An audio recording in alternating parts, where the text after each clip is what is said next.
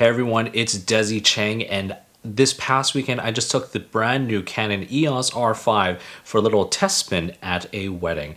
And I'm using it right now to film myself for this YouTube video. If you want to see some of the content that I'm shooting with the R5, not necessarily in a wedding atmosphere, but definitely don't forget to follow me on Instagram at Desy31. And if you do want to see some of the wedding stuff, whether it be photos or videos, just follow us at RF Weddings.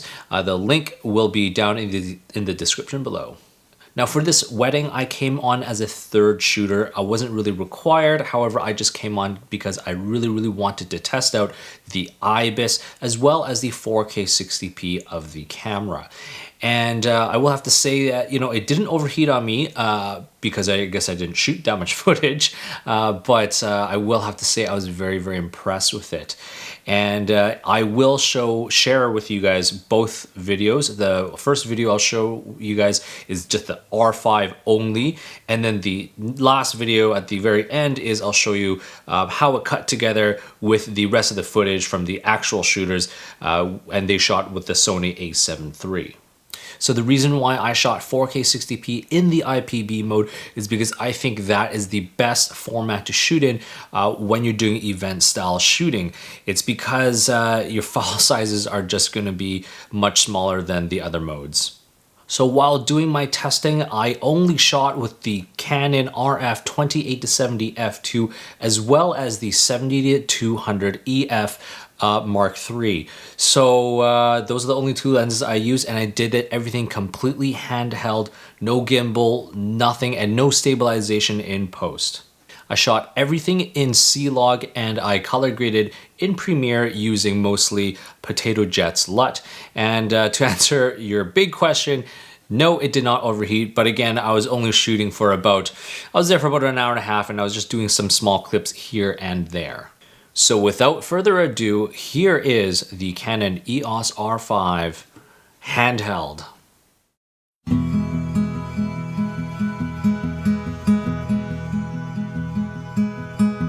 The time has come, our life is changing.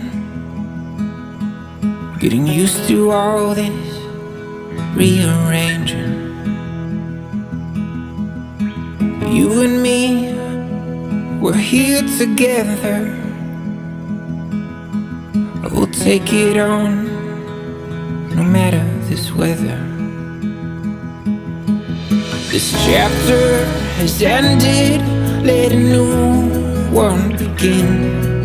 I think back and smile at the memories within.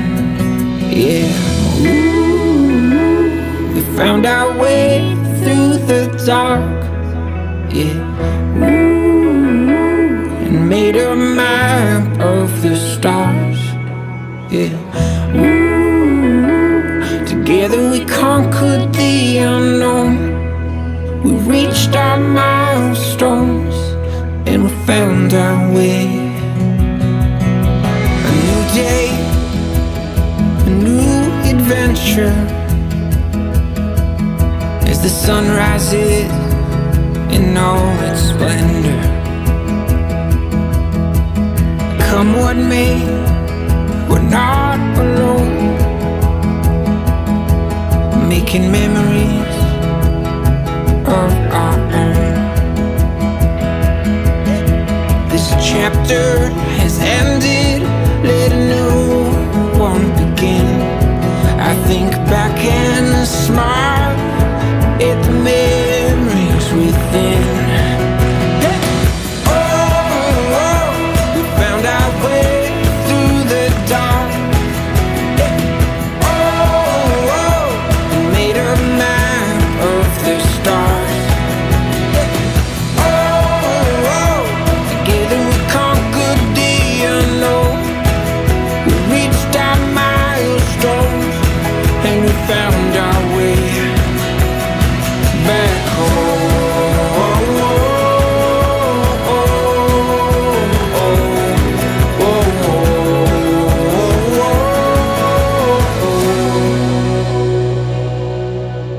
Life is short, for goodness sake, don't need a reason to celebrate. So what did you guys think of that video? I'd love to hear it in the comments below. I honestly thought that the IBIS was absolutely insane and amazing. It is as good, or if not better, than the Panasonic GH5, which has been the benchmark and the pinnacle for IBIS for the past like 5 years or 4 years or whatever. And the 10-bit internal recording is really, really good. I think I own the Fujifilm X-T4, and I honestly think that the 10-bit 4K footage coming from the EOS R5 is better, much better than what's coming out of the X-T4. It's not a huge night and day difference, but I mean, for me, I notice it. And yeah, I really, really loved shooting with the R5, and it has been a pleasure. And yes, it overheats. So, you know, who is this camera for? Are you going to be doing lots of, you know, 4K 60p shooting? Are you shooting commercials? If so, the R5 is not the camera for you. I think if you're going to be doing, you know, if you're going to be shooting mostly YouTube videos, shooting in 24p, talking head stuff like this, R5 is absolutely amazing. And, you know, I'll shoot 60p here and there, you know, when I need some slow-mo shots, you know, in small little things here and there. So I'm not too worried about it overheating, but I have ordered the Sony A7S III. And so if you are, you know, considering a new event style camera or anything for your professional video work, definitely the Sony A7S III is going to be better than the EOS R5 for that. But, you know, for me, I'm a Canon guy. I love the Canon glass. I do way more stills than I do video.